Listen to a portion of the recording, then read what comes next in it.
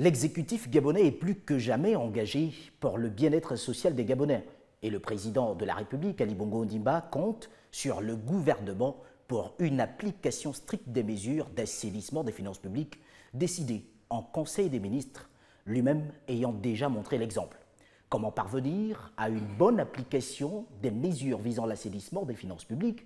Tentative de réponse dans ce numéro de votre émission Décryptage qui débute dans une poignée de secondes seulement.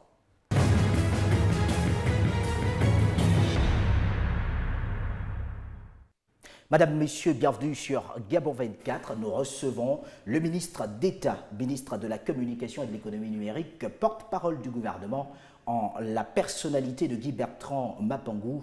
Monsieur le ministre d'État, bienvenue chez nous.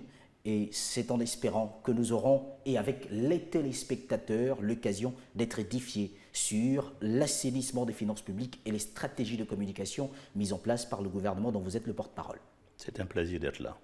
Alors, monsieur le ministre d'État, d'entre deux jeux, on parle de 37% des dépenses budgétaires, soit une baisse de 10% par rapport à la loi de finances initiale. C'est donc une économie d'un peu plus de 70 milliards de francs CFA. Quelle est alors l'opportunité qui se présente en ce qui concerne ces mesures? Qu'est-ce qui aujourd'hui justifie ces décisions? Écoutez, on va encore enfoncer les portes ouvertes puisque le gouvernement s'est déjà expliqué largement sur l'opportunité, sur les raisons qui ont conduit le gouvernement à prendre ces mesures. D'abord, rappeler que ce n'est pas la première crise ou la première récession que connaît le Gabon. On en a connu par le passé. Et c'est vrai que toutes les crises ne se ressemblent pas. Chaque crise a ses raisons, chaque crise a ses solutions. Et je ne veux pas rappeler que lorsque le président Ali Bongo Ondimba arrive au pouvoir, vous vous souvenez que déjà un certain nombre de réformes ont été engagées, toujours avec le souci d'améliorer les conditions de vie de nos concitoyens, de relancer l'économie, donc la croissance, et de créer des emplois. Des mesures fortes ont été prises à l'époque, déjà en 2010. Vous vous souvenez déjà avec l'interdiction d'exporter le bois en grume. Cette mesure a été critiquée fortement. Mais aujourd'hui, ceux qui n'ont pas la mémoire courte ou la mémoire oublieuse ont bien noté et bien remarqué que grâce à cette mesure, la diversification de l'économie gabonaise a été engagée et on récolte aujourd'hui les fruits de cette diversification, que ce soit dans le secteur du bois qui contribue aujourd'hui à hauteur de 4% dans le PIB, et les mines et l'agriculture qui contribuent aussi à hauteur à peu près de 4%, avec, vous le savez, aujourd'hui l'exportation de l'huile de palme. Donc ce sont des réussites de ces réformes. Maintenant, venons-en aux réformes actuelles. Nous sommes un pays rentier. Vous avez vu, au début des années 2010, 2011, le prix du baril du pétrole était quasiment à 140 $. Ouais. Et il y a une régression brutale de ce prix du pétrole, du baril du pétrole, qui est descendu jusqu'à 35 $. Vous voyez, c'est une chute très brutale, ouais, douloureuse, et il fallait supporter. C'est vrai qu'il y a ceux qui ont des réactions, on va dire, idéologiques, qui ne changent pas de rhétorique d'ailleurs, qui s'étonnent de ce que nous soyons en crise ou que nous soyons en récession. La récession, c'est une crise passagère qui va passer, mais ça se traduit, vous le voyez, par le ralentissement du secteur économique et de la production. Donc nous sommes en récession et il a fallu pour le gouvernement prendre des mesures de redressement. Et ces mesures, vous l'avez noté, grâce à la vision du président Ali Bongo Ondimba, on a pris le taureau par les cordes pour prendre des mesures qui, ma foi, sont drastiques, mais qui sont des mesures courageuses, parce que le seul souci qui vaille aujourd'hui, c'est d'assainir les finances publiques, rationaliser la dépense publique pour qu'il n'y ait plus de gaspillage, pour qu'enfin, nous allions rechercher aussi les niches d'économie à faire, et ces niches sont déjà dans cette masse salariale de 700 milliards pour rappeler que le poste de dépense masse salariale est le poste le plus difficile à supporter. C'est le véritable gouffre de tout le budget de l'État qui ingurgite 700 milliards de francs CFA par an pour 105 000 agents. C'est qu'il y a une moyenne dans notre CEMAC, une moyenne de, on va dire, de 53 agents publics pour 1000 habitants. C'est déjà assez gros par rapport à notre sous-région, si vous regardez le Cameroun, le Congo ou la Guinée équatoriale. Donc ces mesures sont salutaires, n'empêche qu'elles vont être critiquées, elles sont déjà suffisamment critiquées, mais le gouvernement a mis en place une stratégie de communication, une stratégie pédagogique de communication pour que ces mesures soient bien comprises par les populations qui sont les plus angoissées, bien comprises pour leur dire là où il y a le désespoir, peut régner demain l'espoir, à condition que ces mesures soient appliquées dans leur plus grande rigueur, en regardant encore, il n'y a pas que la masse salariale, il y a d'autres poches, d'autres niches qu'il faut aller rechercher pour retrouver ce déficit dont vous parlez. Alors, selon le gouvernement gabonais, la mise en œuvre de ces différentes mesures devrait permettre de réaliser une économie d'environ 140 milliards de francs CFA sur l'exercice budgétaire de 2018. Quelle est alors, pour les travailleurs du secteur public, qui sont les premiers touchés, d'ailleurs vous avez suivi avec nous l'actualité, les partenaires sociaux, les syndicalistes, allais-je dire, d'une certaine classe, n'arrêtent pas de critiquer ces différentes mesures. Revenons un tout petit peu sur le bien fondé de celles-ci, les résultats escomptés, l'économie que cela pourrait apporter pour le Gabon. Monsieur Gaïa, dans tous les pays du monde, lorsqu'il y a une crise, lorsqu'il y a une récession, lorsque votre croissance vient à baisser, lorsque tous ces indicateurs macroéconomiques souffrent, il faut une période et il faut du courage et cette période de résilience pour que nous redressions notre économie. Les économètres vont bien l'expliquer parce que peut-être qu'il faut aussi des économètres pour venir expliquer comment ce qu'il faut faire à chaque crise parce que, je dis, les crises, il y a eu plusieurs crises. Ce n'est pas le monopole du Gabon, une crise économique, qu'elle soit économique pour nous, elle peut être ailleurs monétaire, mais ce n'est pas la première crise que le monde connaît. Nous sommes tous tributaires de la marche de l'économie du monde. Et lorsque l'économie du monde s'essouffle, nous connaissons aussi les à-coups et les secousses de l'économie. Je veux pas rappeler que dans l'histoire, il y a eu plusieurs crises dont la crise de 1929 aux États-Unis, même la France à côté. Il y a eu une dévaluation en 1936 du franc français. Il y a même une dévaluation en 1931 de la livre sterling. Ça veut dire que nous n'avons pas le monopole des crises. Nous sommes tributaires de ce qui se passe sur le marché mondial. Et comment faire des économies? Eh bien, c'est par ces mesures qui ont été prises, notamment dans la masse salariale, notamment dans la réduction des cabinets présidentiels, dans la réduction des cabinets du Premier ministre, chef du gouvernement, dans la réduction de... on ne va pas égrener tout le chapelet, mais ces mesures sont nombreuses. La réduction des cabinets des membres du gouvernement, la réduction du coût d'achat des véhicules administratifs, et il y a plusieurs mesures qui sont difficiles à égrener, mais qui sont déjà connues de l'ensemble des Gabonais. Maintenant, il va falloir, et vous avez raison, expliquer quelles sont les ristournes en termes d'avantages socio-économiques. Ces ristournes vont être claires. Les 140 milliards dont vous parlez qui vont être engrangés vont être investis dans l'infrastructure, dans l'économie sociale, dans la santé, dans l'éducation. Est-ce qu'il y a déjà des pôles identifiés lorsqu'on parle de cet investissement? Parce qu'à côté de ces 140 milliards, il y a également que sur la masse salariale, cela devrait permettre de gagner près de 70 milliards de francs CFA également à l'année. Absolument.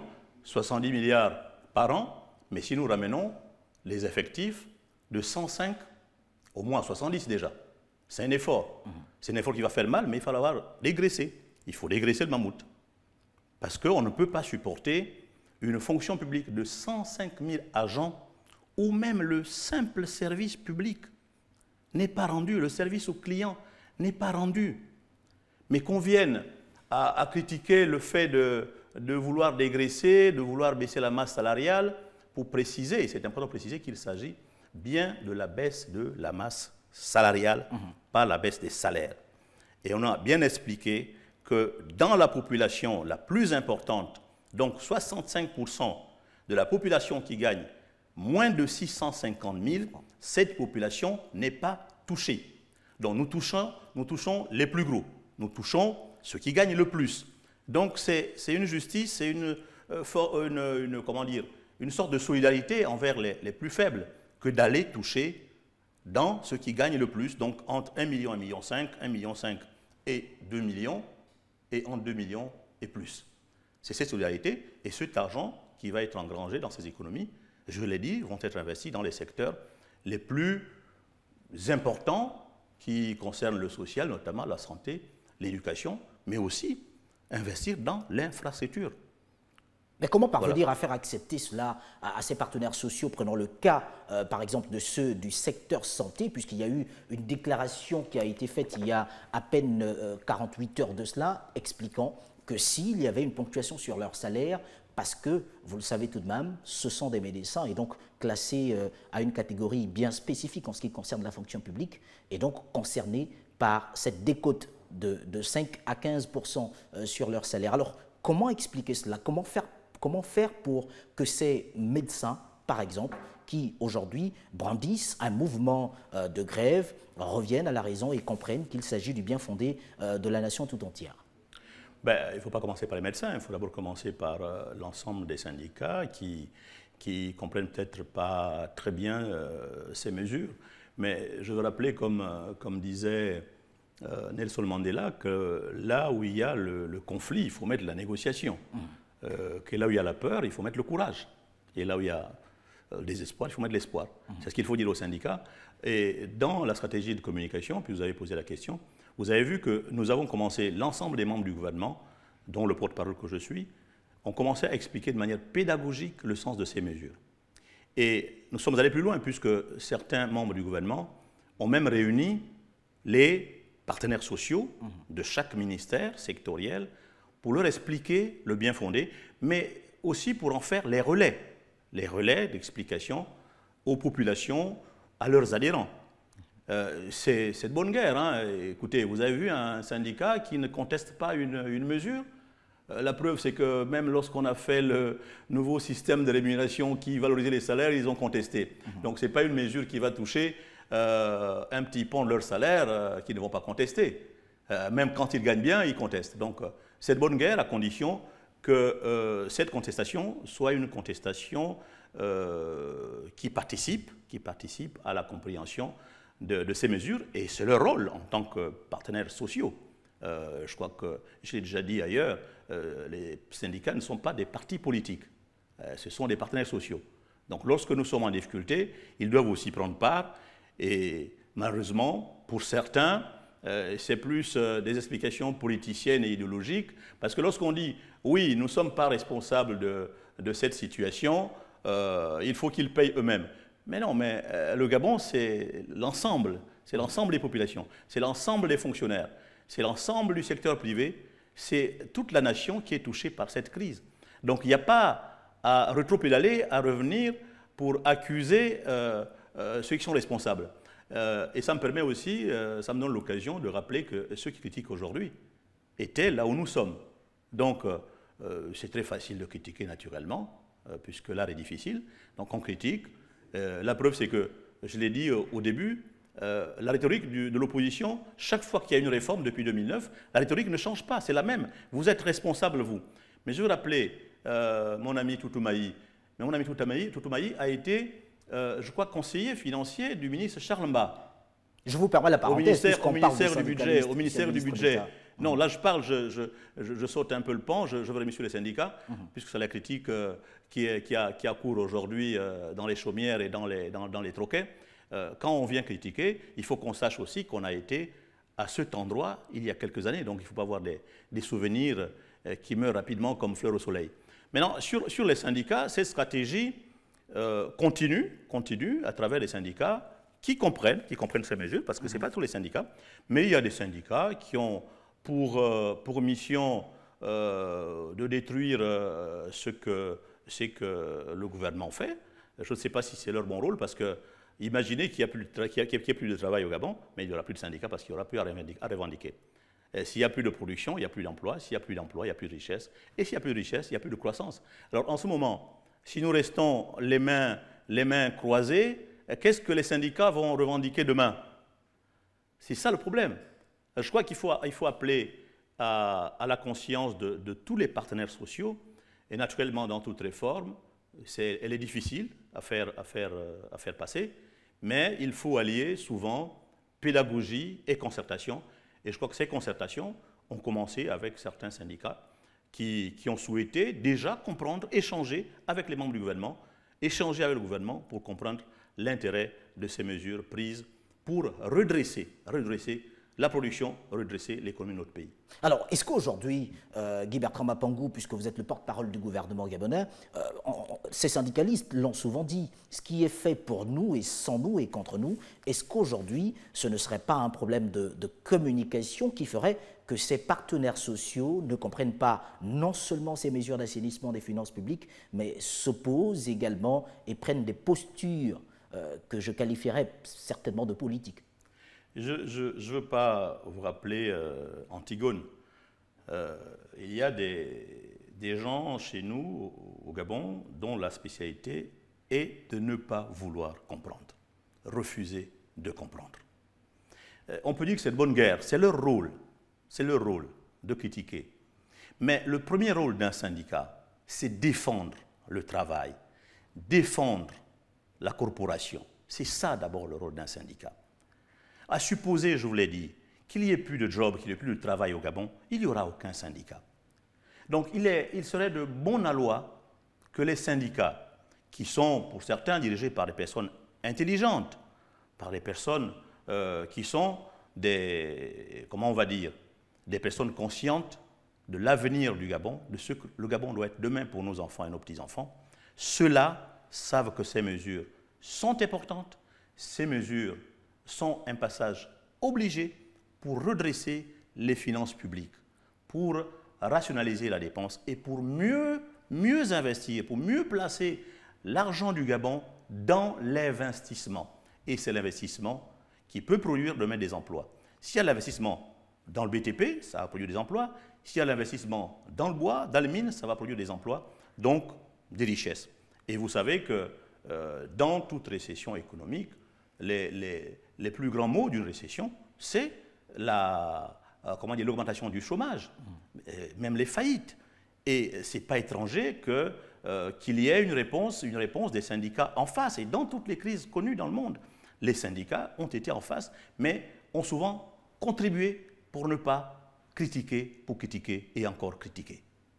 Alors, je rappelle que nous recevons le ministre d'État, ministre de la Communication et de l'Économie numérique, porte-parole du gouvernement, en la personnalité de Guy Bertrand Mapangou, qui a accepté notre invitation dans le cadre de cette émission Décryptage. Avec ce dernier, nous évoquons l'assainissement des finances publiques et les stratégies de communication.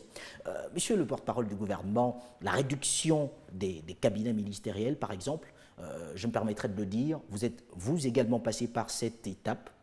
Comment cela s'est fait, puisque l'on sait tout de même que lorsqu'on met en place un cabinet, ce sont des personnes avec qui nous restons pendant de nombreuses années pour travailler ensemble. Cette séparation n'est pas souvent assez facile. Aujourd'hui, que vont-ils devenir de votre cabinet aux autres cabinets ministériels et même, je me permettrai peut-être de vous le demander, de ce parti même du cabinet du président de la République? Écoutez, ce sont des fonctionnaires, ce sont des agents de l'État. Lorsqu'il y a une mesure comme celle que nous venons d'expliquer, il y a ce qu'on appelle des redéploiements. Et il y a des outils qui sont utilisés, notamment ce qu'on appelle la prévision, la gestion prévisionnelle des compétences et des effectifs, qui fait qu'en utilisant ce genre d'outils de gestion de ressources humaines, vous pouvez redéployer ces compétences ailleurs dans le ministère. Les fonctionnaires n'ont pas vocation à travailler seulement dans les cabinets ou à rester ad vitam aeternam dans les cabinets. ces mesures ne sont pas nouvelles. Ces mesures ont déjà été prises en 2009-2010. Les cabinets ministériels étaient à 20 conseillers. Nous sommes passés à 24. Aujourd'hui, nous passons à 16. Nous nous séparons, c'est vrai, de certaines compétences, mais ce n'est pas perdu pour le Gabon et pour l'État, puisque en redéployant ces compétences ailleurs, elles peuvent être utiles. C'est un peu, je ne vais pas tomber dans le sentimentalisme ou dans l'émotion pour dire que nous nous séparons des parents, des amis, des collaborateurs. L'essentiel, c'est penser à les redéployer ailleurs, par exemple dans leur ministère d'origine, où peut-être qu'ils peuvent être plus utiles et plus fonctionnels. Mais en ce qui concerne votre cabinet, par exemple, vous me permettrez de vous titiller en insistant là-dessus. Vous l'avez dit, ce sont des collaborateurs, ce sont des fonctionnaires pour la plupart, mais l'on sait tout de même qu'à certains moments, il existait des collaborateurs qui n'étaient pas forcément d'une administration bien spécifique. Aujourd'hui, puisque ce sont des pères de famille, et vous savez aussi bien que nous que les partenaires sociaux et certains syndicalistes s'appuient là-dessus pour renforcer leur communication contre ces mesures. Qu'est-ce que vous pourrez leur dire aujourd'hui? Quel devrait être le message en matière de stratégie de communication? Monsieur Agaya, je vous ai dit, les fonctionnaires n'ont pas vocation à rester dans les cabinets. Lorsque vous êtes appelé à servir dans un cabinet, c'est qu'on a... comment dire, pas diagnostiqué, on a repéré que vous avez une compétence dans les domaines qui sont dans ce ministère ou dans ce cabinet. Mais lorsque une mesure est prise, ben, il faut, comme je vous l'ai dit, il faut les redéployer ailleurs, même dans le ministère, parce qu'il n'y a pas, la compétence est aussi importante, pas seulement dans le cabinet, mais dans les démembrements du ministère, au secrétariat général, dans la direction générale, dans des directions, dans des services ou à l'inspection générale. Donc notre ministère est assez vaste, les domaines de compétences sont également vastes, donc ces fonctionnaires, en ce qui concerne le ministère de l'économie numérique et de la communication, rassurez-vous, ces fonctionnaires vont être déployés. Et dans l'audit qui va suivre, nous allons aussi repérer ceux du ministère qui ne viennent pas au travail et qui vont être remplacés par les gens qui sont chaque matin au travail. Donc il y a des choses à faire. Il ne faut pas voir ça de manière pessimiste, que tout ce monde vont être mis au chômage ou vont être en rade. Non, ces personnels vont être déployés et nous allons identifier, nous l'avons déjà fait, ce travail est en cours, identifier les bras morts, identifier les absentéistes qui ne viennent pas au travail et ces personnes qui quittent le cabinet, ils ne sont pas nombreux, ils vont être déployés dans les domaines plus techniques qui sont de leurs compétences et de leur profil. Alors, il nous reste quelques minutes à passer ensemble pour cette première partie de l'émission Décryptage. Monsieur le ministre d'État, le statut de contractuel également a été évoqué en ce qui concerne ces mesures au sein de votre département ministériel, pour parler directement de celui de la communication. Aujourd'hui, les chiffres ne sont pas méconnus en ce qui concerne le nombre de contractuels qui y est. Finalement, que se passe-t-il pour votre département ministériel? Dans les mesures gouvernementales, on a parlé de contractuels. D'abord, ceux qui ont atteint l'âge limite de départ à la retraite, 60 ans, il n'y a pas de demi-mesure, ils vont partir.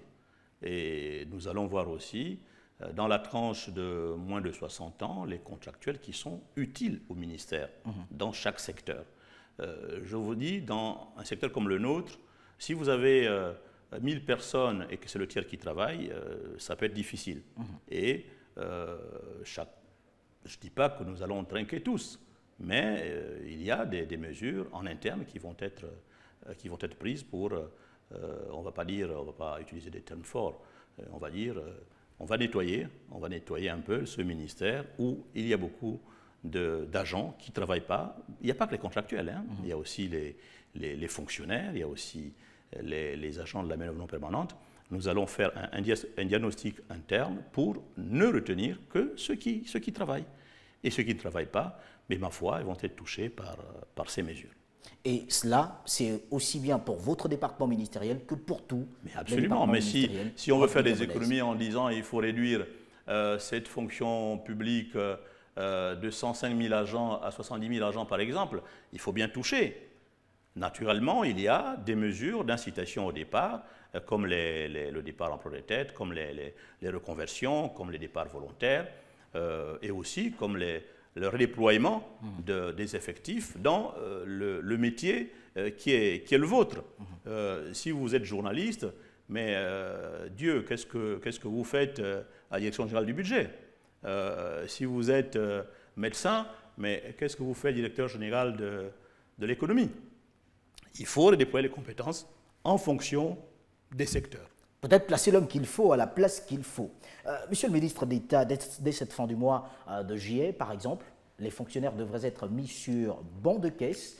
Est-ce que le gouvernement est prêt techniquement aujourd'hui pour payer 105 000 agents, puisqu'on parle d'assainissement également du côté du fichier des fonctionnaires au niveau de la fonction publique. Et je rappelle que nous recevons le ministre d'État, ministre de la Communication et de l'Économie numérique, porte-parole du gouvernement, en la personne de Guy-Bertrand Mapangou. Alors, que répondre aujourd'hui à ces agents? C'est la question que nous nous poserons juste après cette petite pause.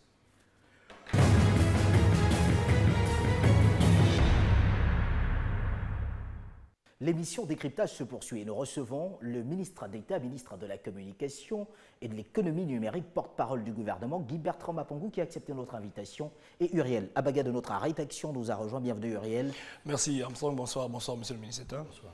Monsieur le ministre d'État, l'on sait que les fonctionnaires seront mis sur banc de caisse dès cette fin du mois de juillet. Finalement, est-ce que le gouvernement est prêt techniquement à assumer cette procédure quand on sait qu'aujourd'hui, les fonctionnaires gabonais sont déployés à travers le territoire national?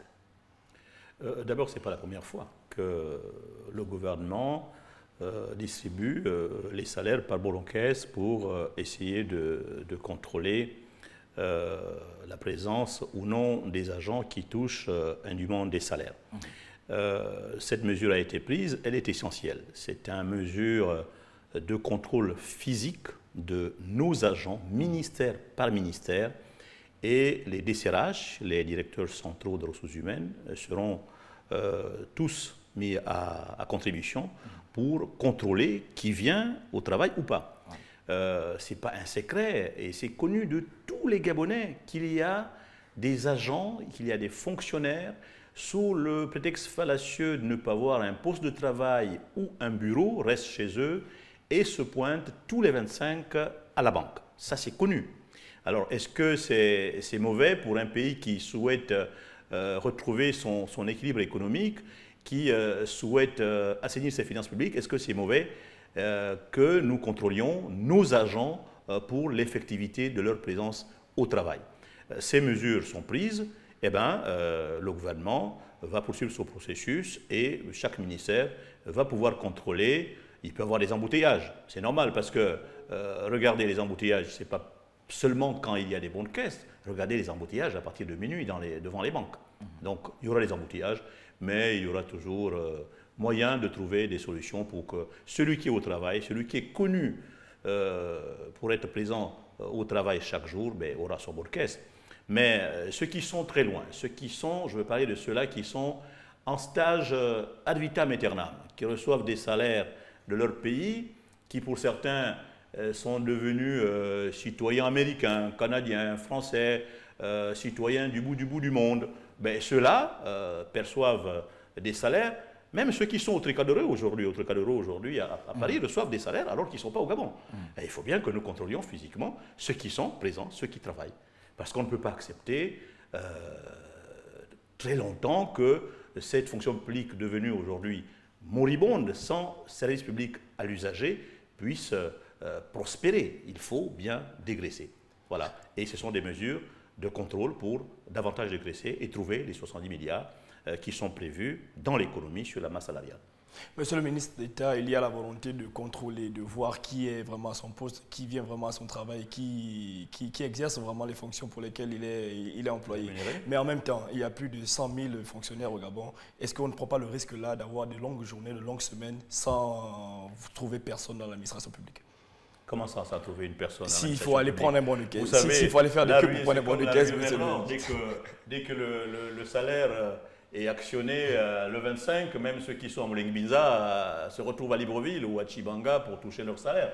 Donc ne vous inquiétez pas, il va y avoir des embouteillages, mais ça permet de contrôler même les morts. Eh bien, les morts aussi, s'ils viennent pour toucher leur salaire, on saura qu'ils sont morts. Il y a donc des mesures drastiques, des mesures qui visent à assainir les finances publiques, mais les problèmes économiques qui ont sous-tendu la prise de ces mesures-là ne sont pas d'aujourd'hui. Est-ce que le Gabon n'est pas en train de se muer là en médecin après la mort?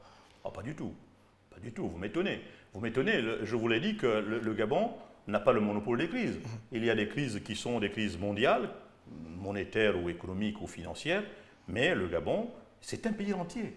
C'est un pays entier. La crise commence lorsque votre premier produit qui donne des recettes à l'État, le prix vient à baisser, c'est le cas du pétrole, ben, vos recettes baissent. C'est vrai qu'il y a d'autres agrégats qu'il faut mettre en compte, comme la baisse des recettes fiscales. On parle de plus de 1800 milliards de baisse en termes de recettes fiscales depuis 2014. Là aussi, c'est un problème de gouvernance, avec ces grèves intempestives, répétitives dans les secteurs financiers, notamment dans les régies de recettes. C'est important. Si les gens ne travaillent pas, eh bien, ces recettes ne rentrent pas. La France n'a pas de pétrole, M. Abaga. La France vit de ses taxes et des impôts.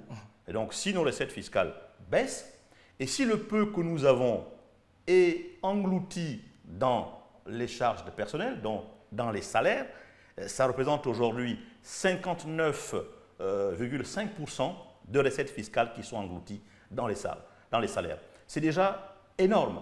Et sur les critères de convergence de la CEMAC, nous sommes déjà très très loin. Très très loin. Donc il faut des mesures.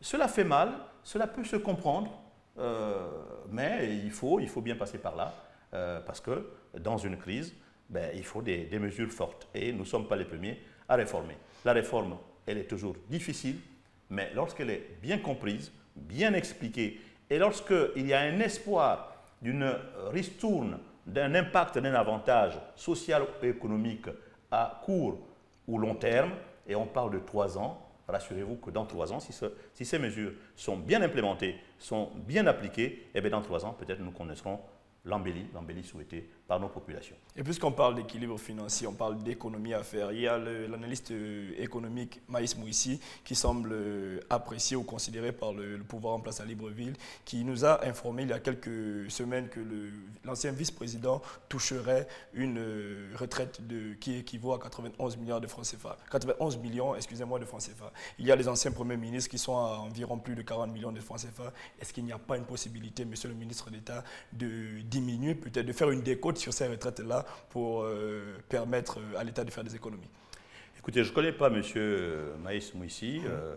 Je ne connais pas s'il est économètre ou s'il est économiste, j'en sais rien. Il était pourtant... Mais je sais que M. Maïs Mouissi, beaucoup de sources, c'est la Direction générale de l'économie, puisque nous avons un livret de bord de l'économie gabonaise qui est mis à disposition des administrations de tout le monde. Et ceux qui peuvent fouiller, faire des recherches, peuvent trouver que dans ce livret de bord de l'économie gabonaise, il est communiqué plusieurs chiffres, dont les chiffres que vous venez de me donner. Là, il se pose un problème de reconnaissance. Nous n'avons pas de panthéon. Et lorsque des gens ont rendu des services à l'État, et la reconnaissance du pays passe par ces petits avantages. Mais lorsqu'il y a un effort collectif à faire pour redresser, nous allons aussi toucher chez les anciens premiers ministres, chez les anciens présidents de l'Assemblée et chez les anciens présidents de la République. Bon, on n'en a plus, puisque notre ancien avant le président Ali Bongo n'est plus là. Donc, mais ces postes vont aussi connaître des petites touches pour que chacun participe à l'effort national, à la solidarité nationale, qui consiste à engranger des petites économies pour mettre dans la grande caisse de l'État, pour supporter les postes qui sont des postes essentiels à impact social et à impact économique immédiat. Alors, monsieur le ministre d'État, vous me permettrez d'insister un tant soit peu sur un autre aspect quand même, puisqu'on parle de politique. L'État gabonais, par l'entremise et par la volonté d'Ali Bongo Ondimba, prend une telle décision alors que l'on approche des législatives? Est-ce que ce n'est pas osé que de prendre de telles mesures? Est-ce que ce n'est pas prendre des risques énormes quand on sait qu'aujourd'hui sur le terrain, il y a quand même des critiques portées à l'endroit du parti dont le président de la République est le garant? Aujourd'hui, quel est le schéma qui est fait? Est-ce qu'Ali Bongo Ondimba aujourd'hui serait en train d'emmener ses troupes vers leurs propres responsabilités? Monsieur Agaya, c'est vrai qu'il est toujours extrêmement difficile de distinguer l'intérêt particulier et l'intérêt général. Mais en politique, l'intérêt général commande que vous soyez d'abord courageux, parce que la responsabilité de conduire un pays, il faut avoir beaucoup de courage.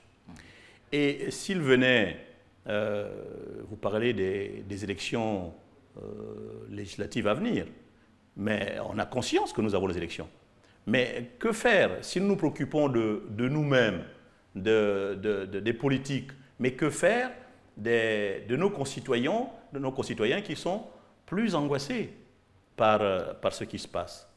Je crois que l'intérêt commande, et le président l'a rappelé, que ce soit en Conseil des ministres, que ce soit à d'autres occasions, l'a rappelé que l'intérêt général doit passer avant nos propres intérêts.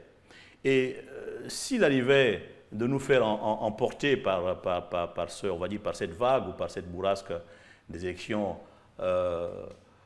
législatives, eh ben, je crois que pour le sacrifice que nous faisons, la nation nous sera reconnaissante. Mais il faudra passer par là. Et si c'est le politique qui doit être le premier à être sacrifié, eh ben, nous sommes prêts à être sacrifiés, à condition que ces mesures correspondent aux aspirations de nos populations, aux aspirations des Gabonaises et des Gabonais, pour que demain, ils retrouvent le sourire. Et le sourire se retrouve par la reprise de la production, la reprise de l'emploi et la production de richesse et, ma foi, peut-être la croissance. Même si la croissance est difficile à exprimer directement sur les populations, mais lorsqu'il y a une croissance, il y a forcément un impact sur les populations. Donc, nous ne nous préoccupons pas de ceux que nous allons aux élections. Je comprends votre préoccupation. Oui, c'est celle des Gabonais. Le gouvernement a distribué des verges à tout le monde pour qu'ils soient battus. Mais c'est l'intérêt général. Si l'intérêt général doit apporter un mieux-être aux populations gabonaises, eh bien, nos petites personnes ne comptent pas. L'intérêt général est au-dessus de nos petites personnes ou de nos petites ambitions. Et voilà. Si mon ambition politique doit s'interrompre parce qu'il faut appliquer ces mesures, je consentirai à partir à condition que la condition d'existence, la condition de vie de nos concitoyens dans nos quartiers, dans nos villages, dans nos cantons, soit améliorée par l'arrivée de l'eau, par l'arrivée de l'électricité, du médicament et de tous les services sociaux de base qui sont connus. Certaines indiscrétions évoquent le fait que ce serait peut-être une contrainte imposée par les grandes institutions de financement internationales, telles que le FMI, par exemple, qui aurait poussé le gouvernement à prendre ces mesures. Ce sont les mauvaises langues. Ce sont les mauvaises langues qui pensent cela.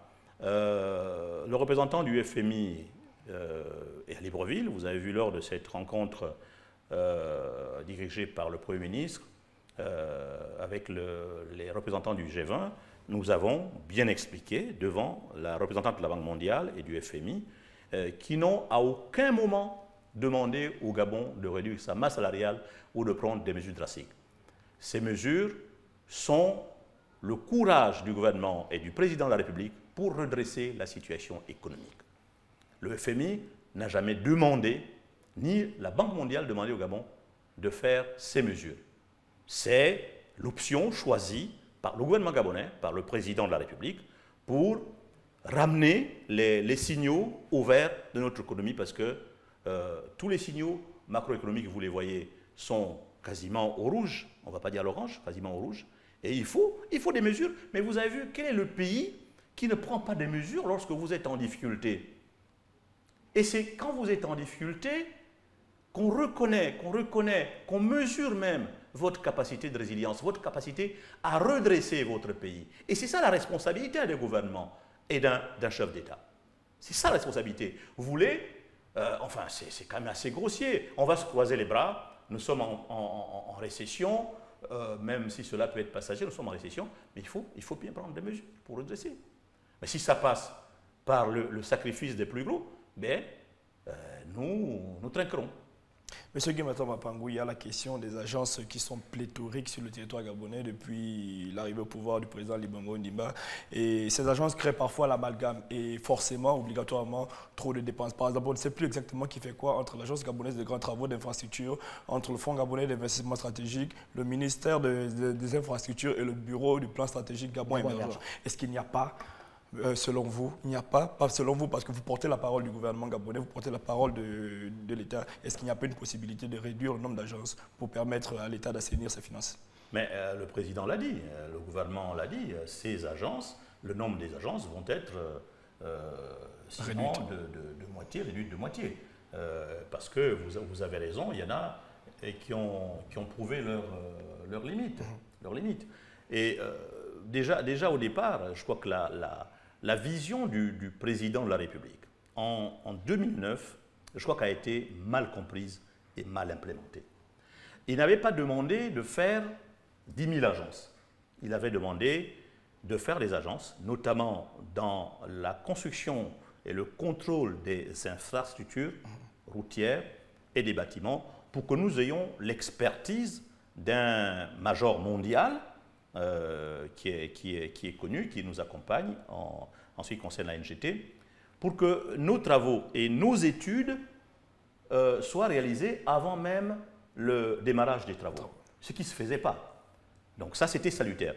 Maintenant, c'est devenu à la mode, on a voulu multiplier les agences qui ne servent à rien. Et vous avez raison, cette confusion qu'il y a entre les établissements publics à caractère commercial, industriel, administratif, ont quasiment supplanté les ministères. Et ce n'est pas un bon modèle économique. Parce que, je l'ai dit, les États développementistes dans le BRIC ou dans d'autres pays comme la Corée du Sud, comme Singapour, ont commencé par ce genre de modèle, les agences. Et après, ils ont fait un virage à 80 degrés pour revenir à la construction des États forts, des États qui investissent dans des secteurs de production, dans des secteurs qui favorisent l'emploi et la richesse. Et moi, je suis d'avis et parfaitement d'accord, et le président a donné des instructions aux ministères qui ont des agents sous leur tutelle de réduire, mais de regarder si on ne peut pas aussi mutualiser, si les agences ne peuvent pas être ensemble, puisque souvent c'est le même objet. Mais parce qu'on a voulu avoir sa parcelle d'influence, on en a créé. Mais je crois que la mesure est claire. Et bien, s'il y a 50 agences, nous allons partir peut-être à 25 ou 20 pour faire des économies. Parce que dans ces agences et ces établissements publics, y compris les établissements parapublics, les sociétés parapubliques, les salaires, il y a ce décret 295 dont on ne parle pas, qu'il faut aussi toucher pour réduire ces fameux salaires plafonnés ou plancher. Ça, c'est important.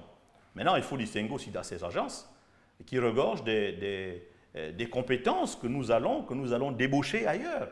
Nous avons vu au début que nous avons débauché des gens qui travaillent déjà à Londres, en Australie, mais il faut être juste coûte forcément très cher à l'État gabonais. Lorsqu'on les a débauchés, ils coûtent cher, mais lorsque la compétence est là, ben, c'est normal que cela coûte cher. Donc il faut savoir serrer le bon gré de livret et laisser les agences qui fonctionnent, qui aident dans le fonctionnement régulier de l'État fonctionner, et ceux qui ont été des agences fantaisistes, ben, elles vont disparaître. Il y a ce problème qui ne pourra peut-être pas être réglé dans les médias, mais il y a des administrations publiques, presque toutes, qui sont locataires, qui n'ont pas leur propre bâtiment et qui créent des dépenses à l'État alors qu'on aurait pu construire, on aurait pu être propriétaire de son propre bâtiment administratif. Est-ce que l'État y pense?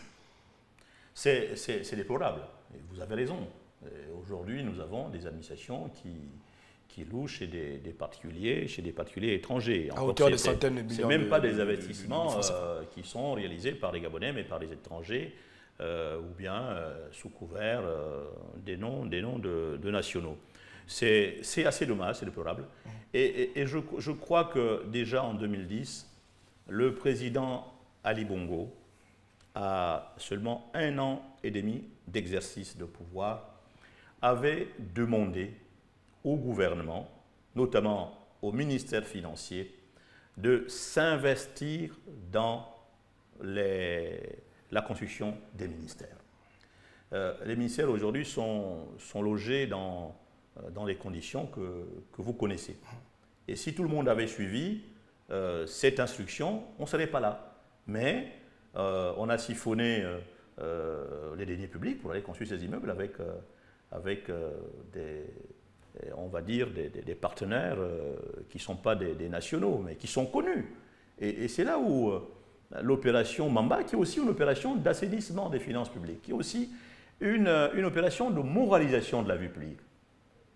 C'est là où Mamba aussi devait toucher, pour ne pas seulement penser que ce sont les ministres qui sont responsables des tournements. Mais nous avons des administrations, nous avons les ministères, où les plus grands responsables de détournement des deniers publics sont des fonctionnaires en collaboration avec des étrangers.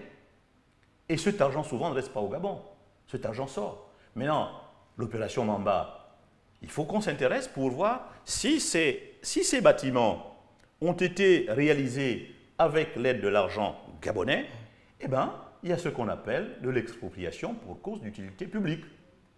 En plus de prouver que ces bâtiments ont été réalisés grâce à l'argent du contribuable. Et là, Mamba ne doit pas s'intéresser seulement dans les grosses masses détournées dans des projets de construction, de réalisation de routes ou d'hôpitaux, de bâtiments ou d'écoles. On doit aussi s'intéresser à cette distraction qui est faite sur le patrimoine de l'État. Aujourd'hui, c'est tout à fait honteux. L'État n'a plus de patrimoine. Ce patrimoine a été spolié par des fonctionnaires de l'administration. Vous allez fouiller, je ne sais pas moi, au domaine, au travail public, au budget, direction du patrimoine, au ministère de l'économie. Vous allez voir qu'il y a même des propriétaires de ces bâtiments. Donc Mamba doit être plus perspicace, plus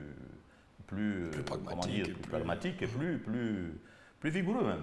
Plus vigoureux dans la recherche et dans l'enquête. Parce que c'est l'enquête qui favorise la manifestation de la vérité. On ne doit pas donc confondre entre, lorsque vous faites une instruction, déjà devant le procureur, et une enquête qui doit être bien menée par des officiers de police judiciaire bien outillés pour que nous n'allons pas accuser injustement, maladroitement, M. Mapango, M. Tartampion. Non, qu'il y ait une enquête bien menée. Et souvent, on nous reproche que les enquêtes n'aboutissent pas. Eh bien, les OPJ doivent être davantage formés en matière de rédaction de procédures et en matière de réalisation d'une enquête. Monsieur le ministre d'État, on va ensemble faire un dernier tour d'horizon sur ces différentes questions en matière des mesures d'assainissement des finances publiques. Mais il y a tout de même que certains partis politiques de l'opposition se sont exprimés sur la question. L'Union nationale, par exemple, qui est l'un des partis phares de l'opposition aujourd'hui en République gabonaise, a dit de ces mesures qu'elles sonnent la faillite de la gouvernance actuelle. Qu'en dites-vous?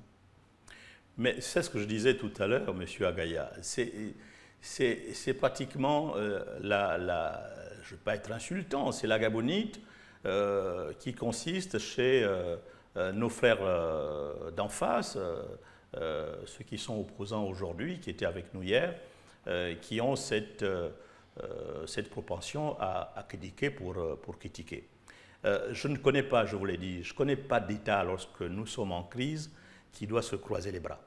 Et ceux qui critiquent aujourd'hui, et j'ai suivi comme vous sur les réseaux sociaux, ceux qui critiquent aujourd'hui, pour certains, ont travaillé au ministère des Finances, ont travaillé au ministère des Travaux publics et de la Construction.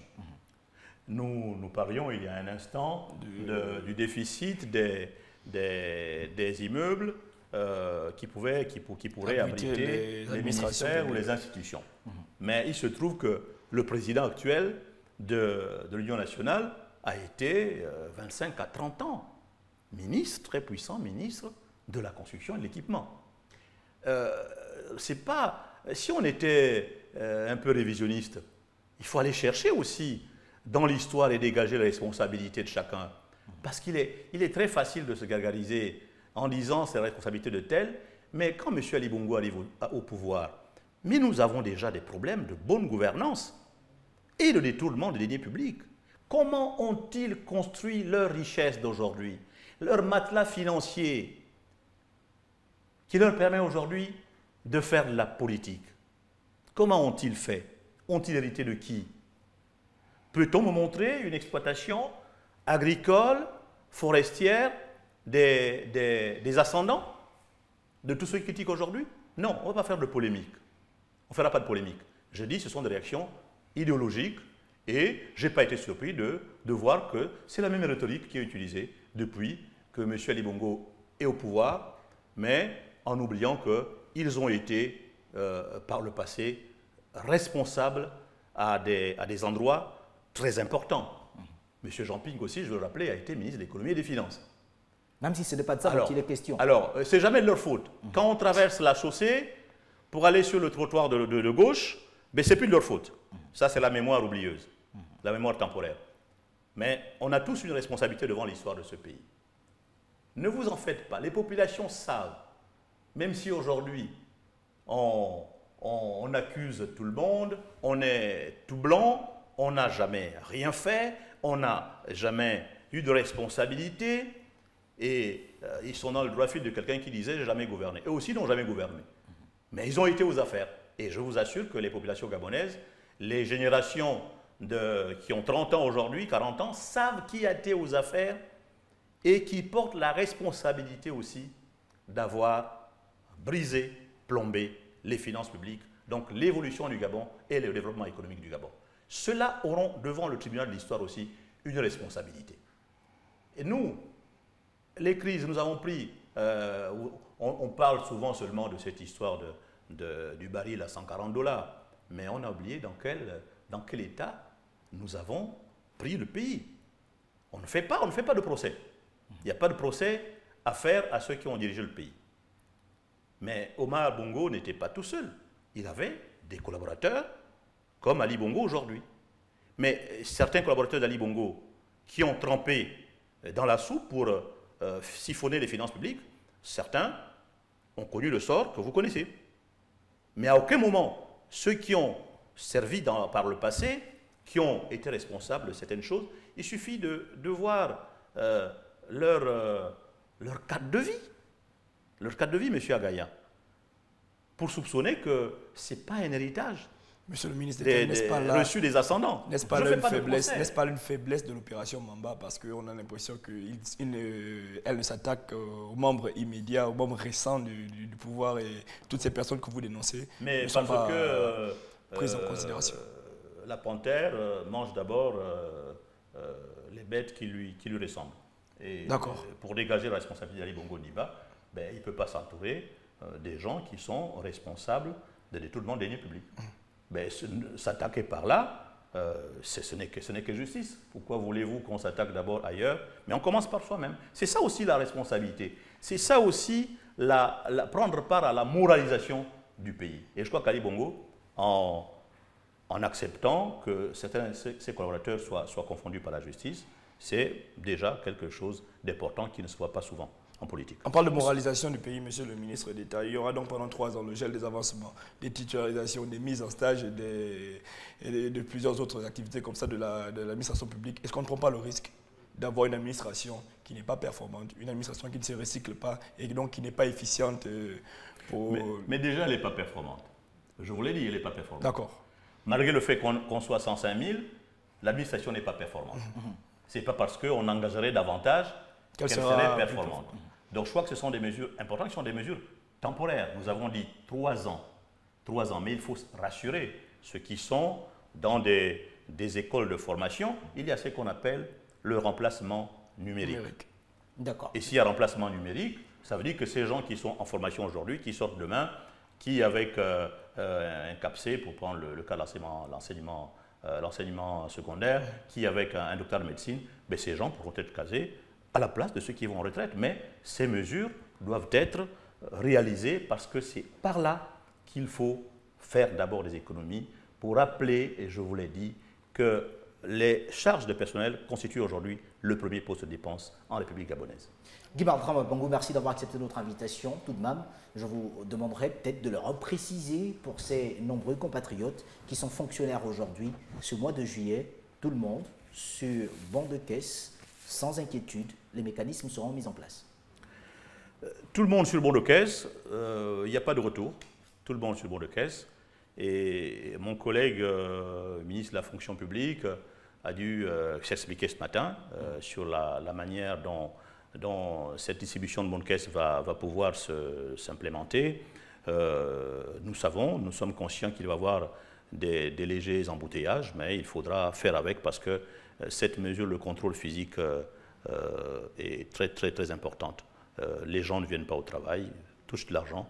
Il faut faire arrêter cela parce que le Gabon n'est pas une vache à lait et le Gabon, pour se développer, a besoin de personnes, a besoin de Gabonais et Gabonaises qui travaillent pour leur pays. Et ça va faire souffrir, mais nous sommes obligés de passer par là. Merci à vous. Je rappelle que vous êtes le ministre d'État, ministre de la Communication et de l'Économie numérique, porte-parole du gouvernement. C'est en espérant, Guy-Bertrand Mapongou, monsieur le ministre d'État, que votre porte nous reste ouverte au besoin pour édifier les Gabonais. Merci à toi, Uriel Abaga, de notre rédaction, à vous qui êtes restés des nôtres sur Gabon 24. Sachez que l'actualité continue. Au revoir.